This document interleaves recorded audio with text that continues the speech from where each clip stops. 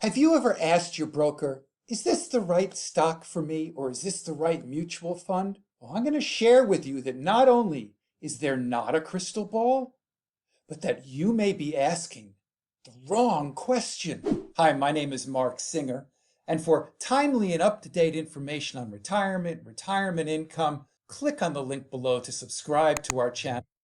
Hit the notifications bell to be alerted to when we post new videos. So the other day, I was having dinner with a friend of mine. Yes, it was outdoors. We didn't go inside. And he asked me the following question. Knowing what I do, I am a financial planner specializing in retirement. And he said to me, if I came into some new money, where should I put it? And I stopped for a moment. And I thought, and I said, well, what's your time frame? And he looked at me. He said, well, what's the difference? I said, well, are you looking a week out, a month out, a year out, 10 years out?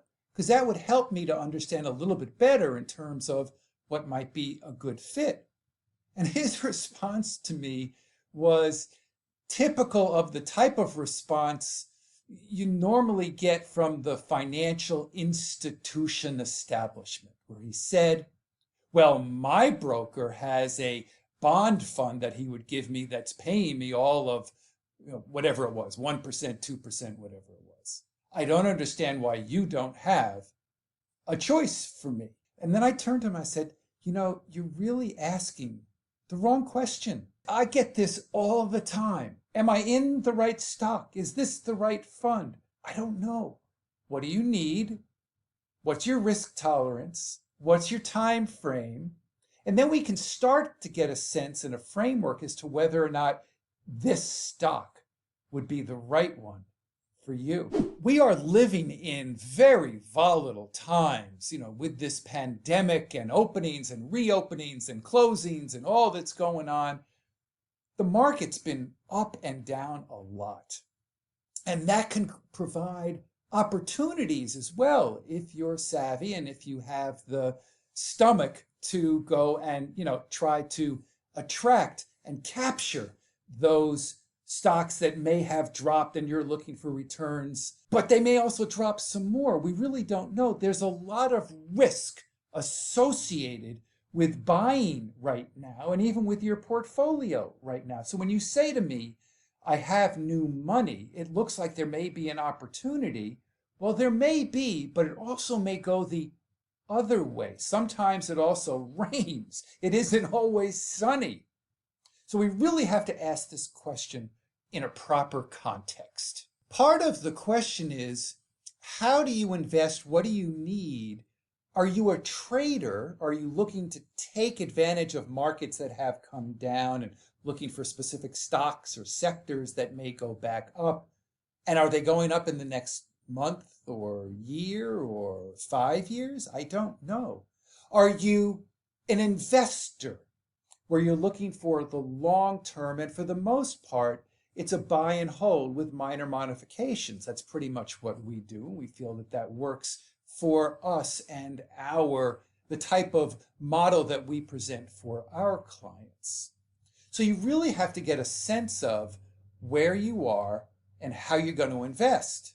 So let me share with you, give you a little bit of insight as to whether or not you can figure out, is this the right stock for you?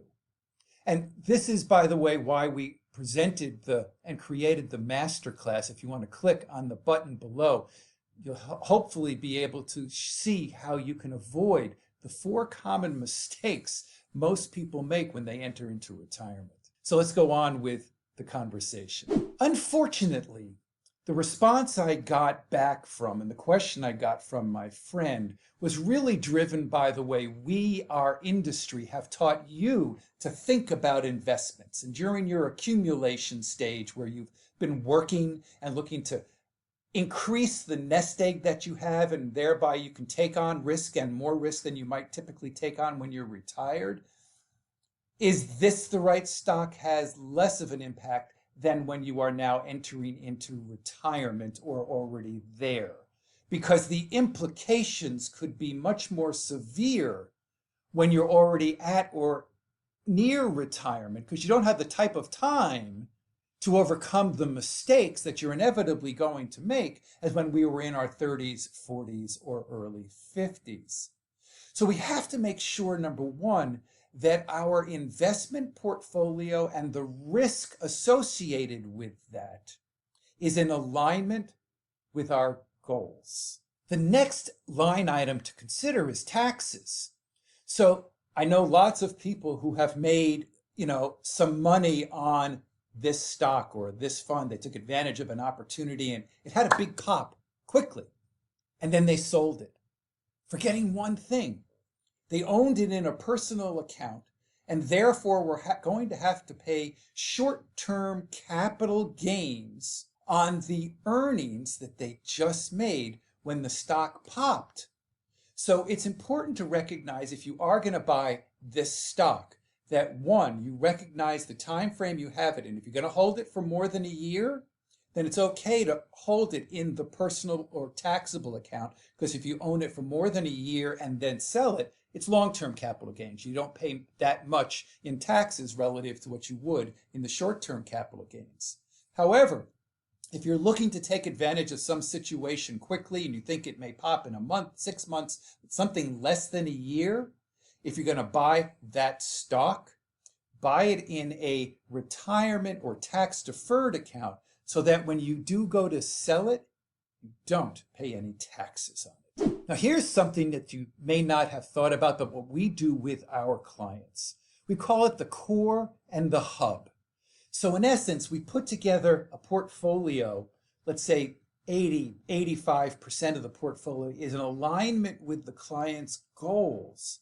And then if they decide they want to take on more risk than the core portfolio, we carve out a piece, put it somewhere else, the hub, and we make sure that we invest in whatever we can there to minimize the taxes we can, with a recognition that we're taking on more risk with this smaller piece. There may be more gain, but there also may be some more downside.